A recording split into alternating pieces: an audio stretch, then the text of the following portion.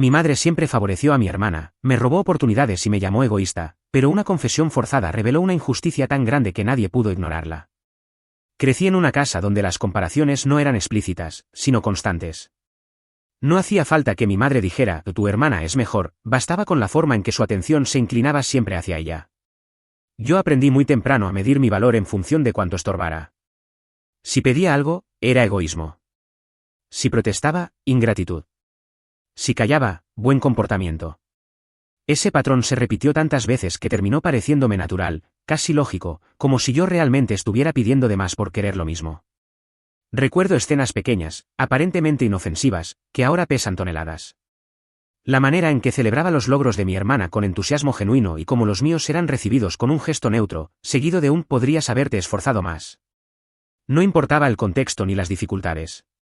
Siempre había una razón para minimizarme. Cuando intentaba señalar la diferencia, mi madre cerraba la conversación con la misma palabra, egoísta. Esa etiqueta se me pegó a la piel. Empecé a anticiparla incluso antes de abrir la boca. Hubo una oportunidad académica que marcó un antes y un después, aunque en su momento no supe verlo. Tenía 17 años y me ofrecieron un programa que implicaba gastos adicionales. Mi madre fue clara, no había dinero. Dijo que tenía que ser realista, que no podíamos permitirnos caprichos. Acepté la explicación con resignación, convencido de que pedir más habría sido una falta de consideración. Semanas después, vi cómo mi hermana comenzaba una actividad extracurricular costosa sin que nadie mencionara limitaciones económicas. Nadie lo explicó. Nadie lo cuestionó. Yo tampoco. Así se normaliza el abuso emocional, no con gritos constantes, sino con silencios bien administrados y justificaciones repetidas hasta que dejan de sonar injustas. En mi familia, el desequilibrio era tan cotidiano que se volvió invisible. Cada vez que algo me dolía, lo archivaba como una exageración personal. Me enseñaron a desconfiar de mis propias percepciones. Si sentía que algo no era justo, el problema era mi sensibilidad, no la situación. Mi padre estaba físicamente presente, pero emocionalmente ausente. No intervenía. No contradecía a mi madre. Su silencio funcionaba como una validación pasiva de todo lo que ocurría. Cuando yo buscaba en él algún gesto de apoyo, encontraba evasivas, cambios de tema, cansancio. Aprendí que insistir solo empeoraba las cosas. Así que dejé de hacerlo. Me volví eficiente en desaparecer dentro de la dinámica familiar. Con el tiempo, interioricé la culpa. Empecé a esforzarme por ser el hijo correcto. El que no genera conflictos. El que entiende las prioridades. El que no reclama. Creí que, si lograba ser suficiente, la balanza se equilibraría sola. Que algún día mi madre vería mi constancia y reconocería que yo también merecía consideración. Esa esperanza me mantuvo alineado durante años, incluso cuando la evidencia decía lo contrario. El gesto que reactivó todo fue mínimo, casi ridículo en apariencia.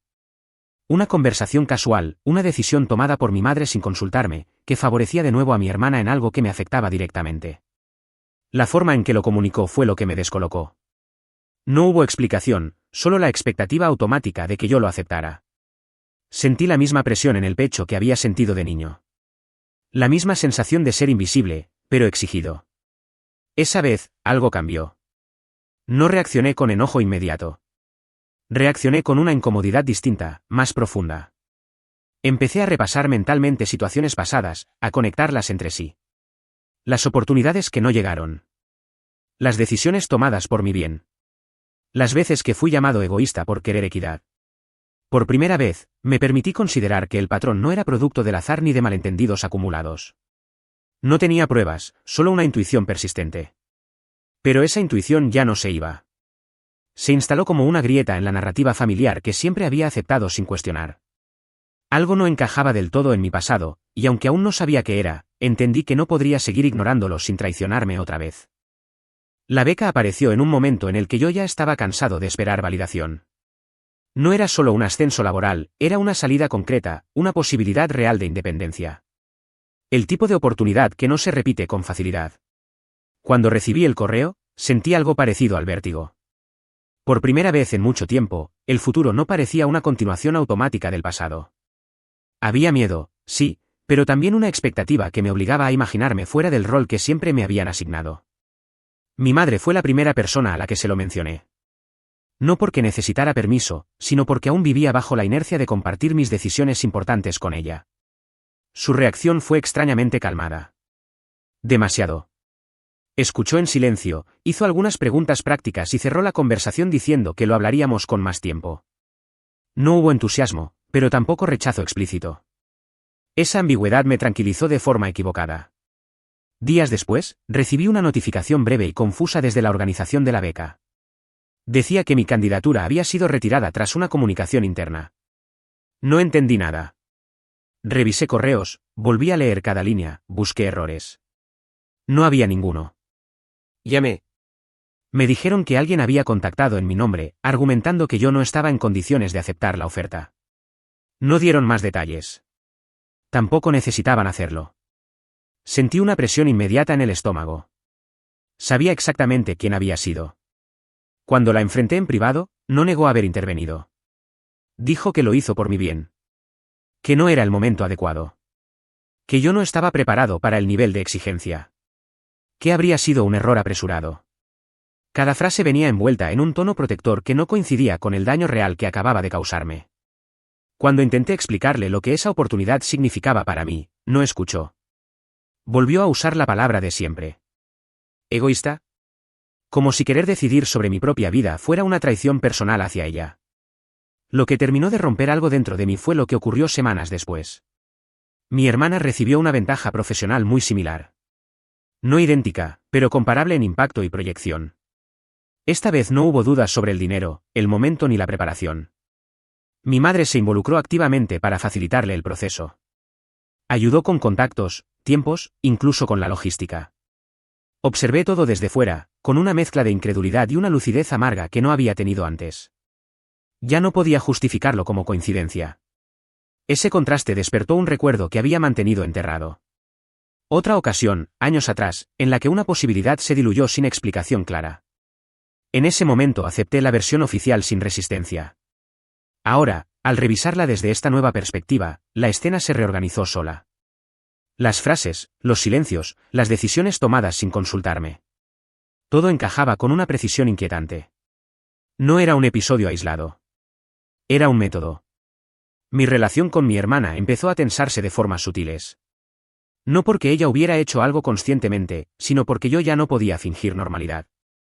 Cada conversación arrastraba un trasfondo incómodo. Ella percibía algo, pero no sabía qué. Yo tampoco estaba listo para explicarlo. Lo único que sabía era que seguir callando me estaba consumiendo más que cualquier confrontación. Dejé de pedir explicaciones. No porque las hubiera obtenido, sino porque entendí que no llegarían en forma honesta. Empecé a anotar fechas, decisiones, eventos.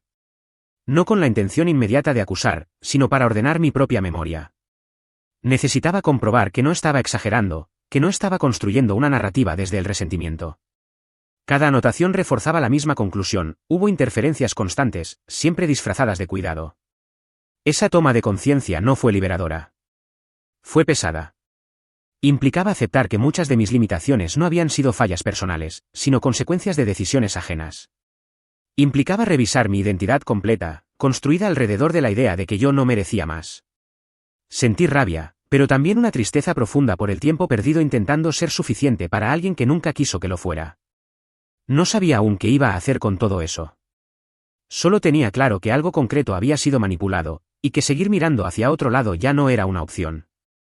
La beca apareció en un momento en el que yo ya estaba cansado de esperar validación. No era solo un ascenso laboral, era una salida concreta, una posibilidad real de independencia. El tipo de oportunidad que no se repite con facilidad. Cuando recibí el correo, sentí algo parecido al vértigo.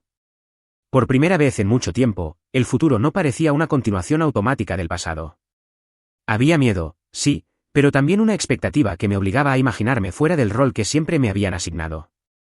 Mi madre fue la primera persona a la que se lo mencioné. No porque necesitara permiso, sino porque aún vivía bajo la inercia de compartir mis decisiones importantes con ella. Su reacción fue extrañamente calmada. Demasiado. Escuchó en silencio, hizo algunas preguntas prácticas y cerró la conversación diciendo que lo hablaríamos con más tiempo. No hubo entusiasmo, pero tampoco rechazo explícito. Esa ambigüedad me tranquilizó de forma equivocada. Días después, recibí una notificación breve y confusa desde la organización de la beca. Decía que mi candidatura había sido retirada tras una comunicación interna. No entendí nada. Revisé correos, volví a leer cada línea, busqué errores. No había ninguno. Llamé. Me dijeron que alguien había contactado en mi nombre, argumentando que yo no estaba en condiciones de aceptar la oferta. No dieron más detalles. Tampoco necesitaban hacerlo. Sentí una presión inmediata en el estómago. Sabía exactamente quién había sido. Cuando la enfrenté en privado, no negó haber intervenido. Dijo que lo hizo por mi bien. Que no era el momento adecuado. Que yo no estaba preparado para el nivel de exigencia. Que habría sido un error apresurado. Cada frase venía envuelta en un tono protector que no coincidía con el daño real que acababa de causarme. Cuando intenté explicarle lo que esa oportunidad significaba para mí, no escuchó. Volvió a usar la palabra de siempre. ¿Egoísta? Como si querer decidir sobre mi propia vida fuera una traición personal hacia ella. Lo que terminó de romper algo dentro de mí fue lo que ocurrió semanas después. Mi hermana recibió una ventaja profesional muy similar. No idéntica, pero comparable en impacto y proyección. Esta vez no hubo dudas sobre el dinero, el momento ni la preparación. Mi madre se involucró activamente para facilitarle el proceso. Ayudó con contactos, tiempos, incluso con la logística. Observé todo desde fuera, con una mezcla de incredulidad y una lucidez amarga que no había tenido antes. Ya no podía justificarlo como coincidencia. Ese contraste despertó un recuerdo que había mantenido enterrado. Otra ocasión, años atrás, en la que una posibilidad se diluyó sin explicación clara. En ese momento acepté la versión oficial sin resistencia. Ahora, al revisarla desde esta nueva perspectiva, la escena se reorganizó sola. Las frases, los silencios, las decisiones tomadas sin consultarme. Todo encajaba con una precisión inquietante. No era un episodio aislado. Era un método. Mi relación con mi hermana empezó a tensarse de formas sutiles. No porque ella hubiera hecho algo conscientemente, sino porque yo ya no podía fingir normalidad. Cada conversación arrastraba un trasfondo incómodo. Ella percibía algo, pero no sabía qué. Yo tampoco estaba listo para explicarlo. Lo único que sabía era que seguir callando me estaba consumiendo más que cualquier confrontación. Dejé de pedir explicaciones. No porque las hubiera obtenido, sino porque entendí que no llegarían en forma honesta. Empecé a anotar fechas, decisiones, eventos. No con la intención inmediata de acusar, sino para ordenar mi propia memoria. Necesitaba comprobar que no estaba exagerando, que no estaba construyendo una narrativa desde el resentimiento. Cada anotación reforzaba la misma conclusión, hubo interferencias constantes, siempre disfrazadas de cuidado. Esa toma de conciencia no fue liberadora. Fue pesada. Implicaba aceptar que muchas de mis limitaciones no habían sido fallas personales, sino consecuencias de decisiones ajenas. Implicaba revisar mi identidad completa, construida alrededor de la idea de que yo no merecía más. Sentí rabia, pero también una tristeza profunda por el tiempo perdido intentando ser suficiente para alguien que nunca quiso que lo fuera. No sabía aún qué iba a hacer con todo eso. Solo tenía claro que algo concreto había sido manipulado, y que seguir mirando hacia otro lado ya no era una opción. La reunión familiar no fue convocada con la intención de hablar del pasado. Al menos, no oficialmente. Era uno de esos encuentros tensos que se organizan para ponerse al día, cuando en realidad todos saben que hay algo flotando en el aire que nadie se atreve a nombrar. Yo llegué con una calma extraña, no porque estuviera tranquilo, sino porque ya había cruzado un punto interno sin retorno. No esperaba justicia. Solo coherencia. Cuando la conversación derivó, como siempre, hacia recuerdos y sacrificios, sentí que el momento se abría solo. No levanté la voz. No acusé. Me limité a mencionar fechas, decisiones concretas, oportunidades específicas. Hablé como quien ordena una línea de tiempo, no como quien exige explicaciones. Saqué los documentos que había encontrado y los puse sobre la mesa sin dramatismo. El silencio que siguió fue más elocuente que cualquier discusión. Mi madre intentó sostener la versión de siempre al principio. Frases vagas, explicaciones generales, el mismo tono condescendiente que había usado toda mi vida. Pero esta vez algo falló. No porque yo fuera más convincente, sino porque los datos no dejaban margen para reinterpretaciones emocionales. Cada intento de minimizar chocaba contra una fecha precisa, un monto registrado, una decisión documentada. Vi cómo su control empezaba a resquebrajarse. El momento en que perdió el control emocional no fue explosivo, fue desordenado. Su discurso se volvió contradictorio. Pasó de justificarse a victimizarse en cuestión de segundos. La máscara de madre incuestionable se deslizó, revelando una ansiedad profunda que nunca le había visto. Ya no estaba hablando para educar ni para corregir, estaba hablando para sobrevivir a la exposición. Bajo esa presión, la confesión salió fragmentada, casi involuntaria. Admitió haber desviado recursos que estaban destinados a mí. No usó la palabra robar, pero no hizo falta.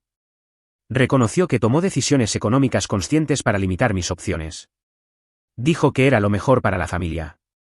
Que alguien tenía que ceder. Que yo siempre había sido más resiliente. Cada frase caía con un peso específico, imposible de suavizar. La revelación más dura llegó después, cuando explicó el motivo real. No fue una cuestión de dinero ni de logística. Fue miedo. Miedo a que yo opacara a mi hermana. A que destacara más. A que rompiera un equilibrio que ella había decidido preservar a toda costa. Escuchar eso no fue humillante, fue devastador. Porque confirmaba que no había fallado. Había sido contenido deliberadamente. La familia quedó en silencio absoluto. No hubo gritos ni reproches inmediatos. Solo miradas que evitaban cruzarse, respiraciones contenidas, una incomodidad espesa que nadie sabía cómo disipar. Por primera vez, la injusticia no estaba encerrada en mi cabeza. Estaba ahí, expuesta, compartida. Ya no era una interpretación personal, era un hecho colectivo. Mi hermana escuchó todo sin interrumpir. Vi en su rostro una mezcla de confusión y shock que me atravesó más que cualquier palabra. Comprendió en ese instante que su lugar privilegiado no había sido casual ni inocente. Que había crecido dentro de una estructura diseñada para favorecerla, incluso a costa de mí. No necesitó decir nada. Su silencio fue una reacción suficiente. Yo, en cambio, sentí una claridad inesperada. No hubo alivio inmediato ni sensación de victoria. Hubo comprensión. Comprendí que no había sido un error, ni una suma de malas decisiones. Fue una elección sostenida en el tiempo, defendida con argumentos morales que ahora se desmoronaban solos. Esa certeza dolió, pero también ordenó todo lo anterior. La verdad ya estaba dicha.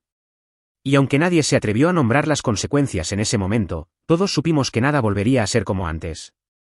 Porque una vez que una injusticia así se hace visible, no hay forma honesta de fingir normalidad. Mi madre pasó los días siguientes tratando de minimizar lo ocurrido, como si reducir el impacto emocional pudiera alterar los hechos. Hablaba de contextos, de épocas difíciles, de decisiones tomadas con la información que había en ese momento. No se retractaba, pero diluía. Cambiaba el foco. Transformaba una elección sostenida en una serie de circunstancias inevitables. Esa estrategia había funcionado durante años. Esta vez, no.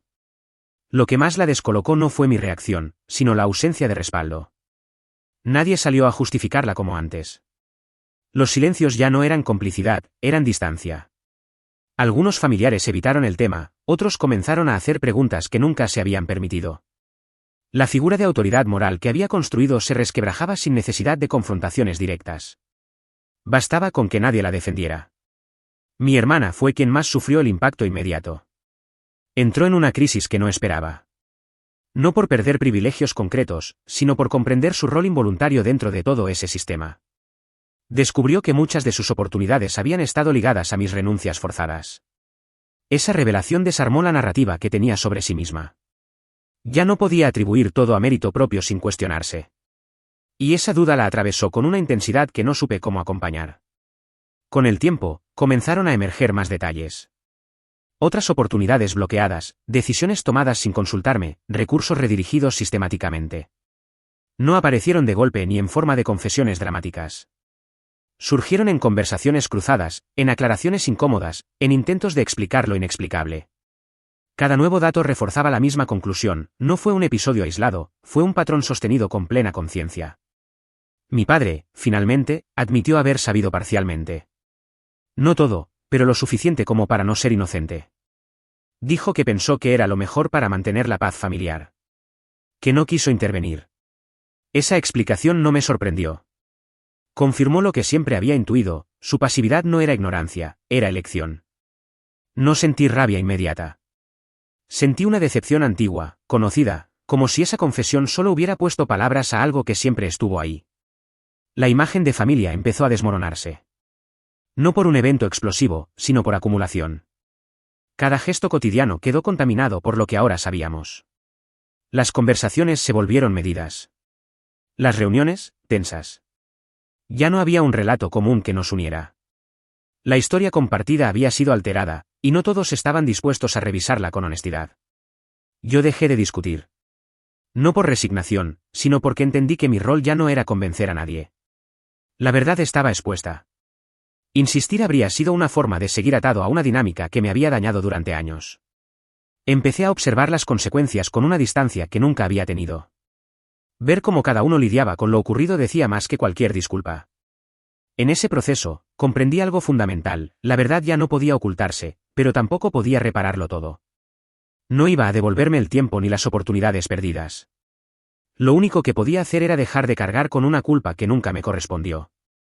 Esa toma de conciencia no cerró la herida, pero detuvo la hemorragia. El derrumbe no fue ruidoso, fue estructural. Y aunque aún no sabía cómo iba a reorganizar mi vida después de eso, entendí que el equilibrio familiar había cambiado para siempre, incluso si algunos fingían que no.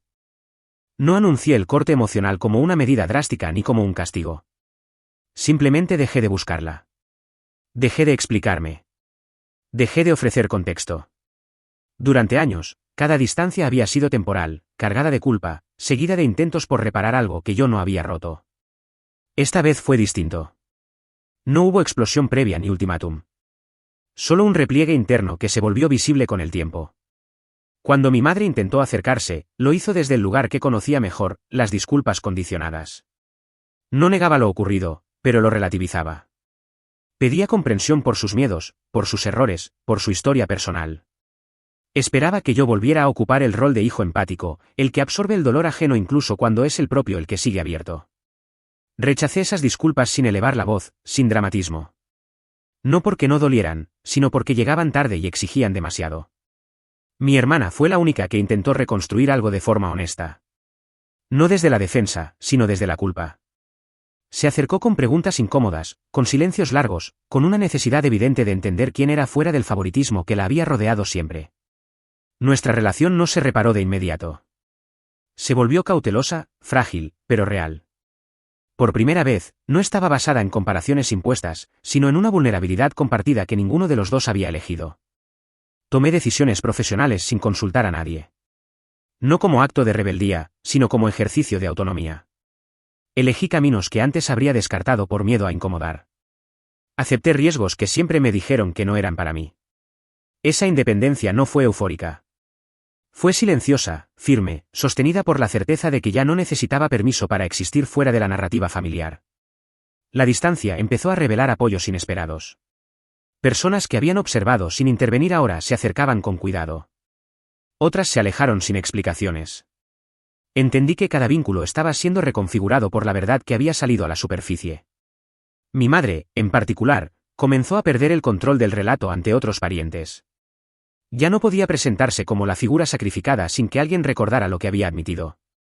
Con ese cambio externo, algo interno se acomodó en mí.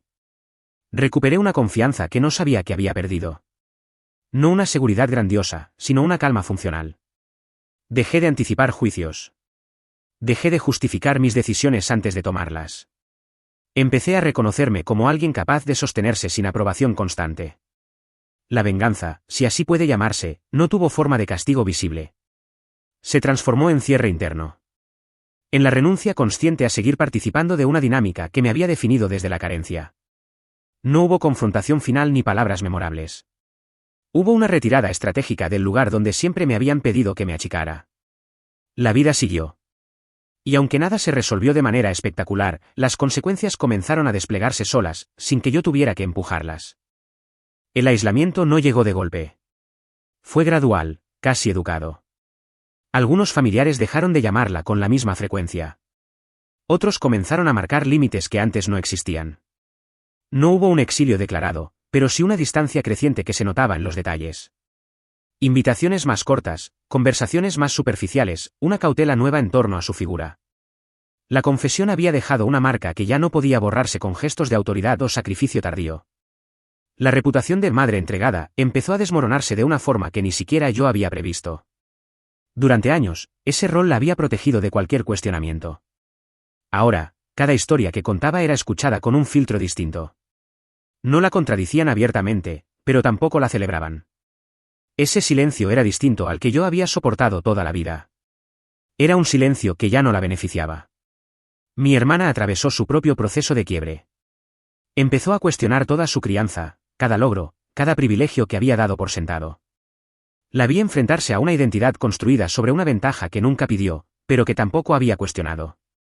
No fue un camino cómodo para ella. Hubo negación, culpa, confusión. A veces me buscaba, otras se alejaba. Entendí que estaba rehaciendo su historia con piezas que nadie le había permitido ver antes. El favoritismo dejó secuelas en todos, no solo en mí. Eso fue algo que tardé en aceptar. Durante mucho tiempo pensé que yo había sido el único dañado. Ahora veía cómo esa dinámica había deformado vínculos, expectativas y percepciones en toda la familia. Mi madre había creído que podía controlar los resultados, pero subestimó el costo emocional acumulado. Lo que parecía una estrategia de protección terminó siendo una fuente de fractura permanente. En medio de ese desgaste ajeno, algo inesperado ocurrió en mi vida. Logré una oportunidad por mérito propio. No llegó como reparación ni como revancha. Llegó porque estaba preparado, porque había aprendido a moverme sin pedir permiso, porque ya no me definía desde la carencia. Cuando me lo confirmaron, no sentí euforia inmediata. Sentí validación interna. Una certeza tranquila de que mi valor no dependía de haber sido elegido dentro de mi familia. La comparación dejó de perseguirme. Durante años, había sido la medida invisible de todas mis decisiones. ¿Qué hacía mi hermana? ¿Qué había logrado? ¿Qué se esperaba de mí en contraste? De a poco, esa lógica perdió fuerza. No porque yo hubiera ganado una competencia, sino porque había salido de ella. Comprendí que nunca fue una carrera justa y que seguir midiéndome con esas reglas solo prolongaba el daño. Siento alivio, no triunfo. Alivio por haber dejado de cargar con una culpa que no era mía. Alivio por no tener que demostrar nada a quien nunca quiso verlo. No hay celebración en eso, solo una respiración más profunda. Una pausa que me permite mirar el pasado sin la urgencia de corregirlo todo. Acepto que algunas heridas no se cierran del todo. Hay preguntas que no tendrán respuesta, versiones de mí mismo que no llegaré a conocer, caminos que quedaron clausurados antes de tiempo. Esa aceptación no es resignación, es madurez forzada. Entender que vivir también implica cargar con pérdidas que no elegimos, pero que podemos decidir cómo integrar. Lo que se pierde cuando se elige mal no siempre es inmediato ni evidente. A veces se manifiesta años después, en la soledad, en la desconfianza ajena, en el eco de decisiones que ya no pueden deshacerse. Yo seguí adelante con menos peso del que cargué durante años. Ella, en cambio, quedó rodeada de las consecuencias de haber confundido control con amor. Mi madre reconoció la magnitud del daño demasiado tarde. No lo hizo en una gran escena ni con palabras definitivas, sino en fragmentos dispersos, cuando ya había perdido el lugar desde el cual esas palabras habrían importado. Admitió que se había equivocado más de lo que pensó, que no midió las consecuencias, que creyó que el tiempo lo acomodaría todo. Esa admisión no trajo alivio. Llegó cuando ya no tenía poder reparador. Fue un reconocimiento sin capacidad de modificar el pasado ni de restablecer el vínculo que ella misma había erosionado. La familia, sin necesidad de acuerdos formales, empezó a establecer límites claros con ella. No como castigo, sino como mecanismo de protección. Las decisiones ya no pasaban por su aprobación automática. Su opinión dejó de ser central. Nadie se lo anunció, pero todos actuaron en consecuencia. Ese desplazamiento fue quizás la consecuencia más dura para alguien que había sostenido su identidad desde el control y la influencia. No perdió a todos, pero perdió la autoridad emocional que siempre había dado por garantizada. Mi relación con mi hermana entró en una etapa nueva, marcada por la cautela. No intentamos reconstruir nada de golpe. Dejamos que el vínculo se redefiniera sin promesas grandilocuentes. Hablamos menos, pero con más honestidad.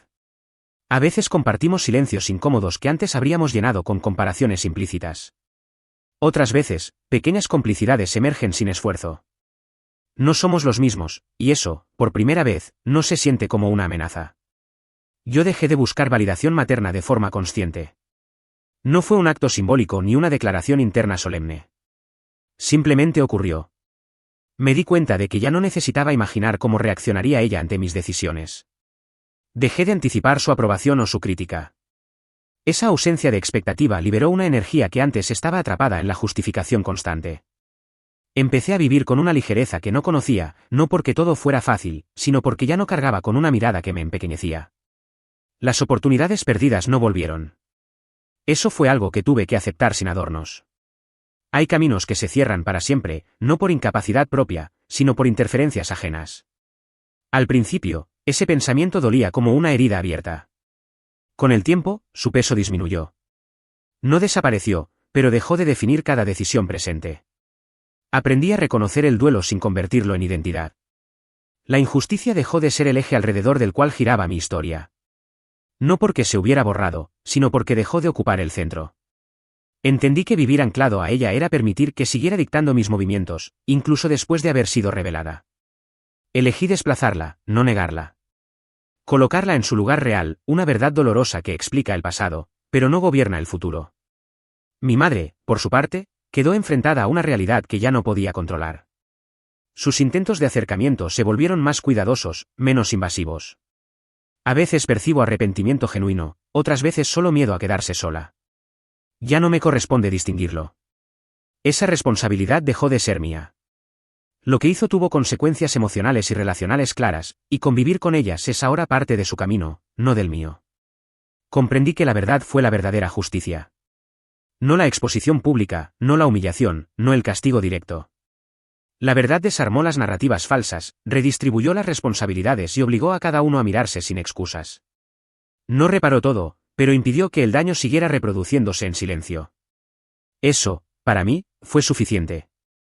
Hoy miro mi historia con una calma amarga, pero real. No idealizo el final ni lo presento como una superación perfecta.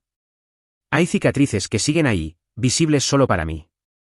Pero también hay una coherencia nueva entre lo que viví, lo que entendí y lo que soy ahora. Ya no necesito convencer a nadie de lo que ocurrió. Lo sé. Y con eso, por primera vez, alcanza.